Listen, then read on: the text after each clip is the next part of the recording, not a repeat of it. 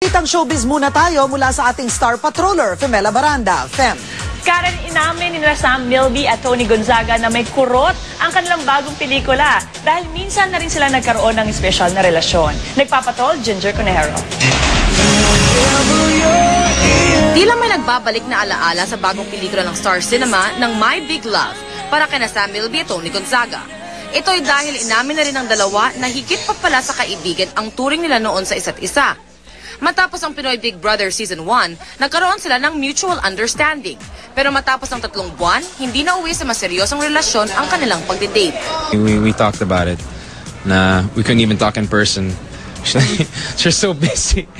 So we did talk about it na it's best if we just be friends. Bukas na rin silang sabihin ngayon na natakot silang aminin noon ang tungkol sa kanilang espesyal na pagtitinginan. That's the reason why we're really protecting it kasi yung media, people around us, parang we were so pressured at that time na to be together. Although we really did feel something for each other at that time.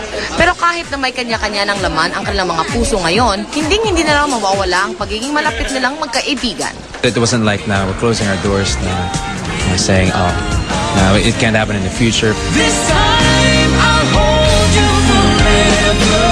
This time I'll never let. Ginger Conejero, Patrol ng Pilipino.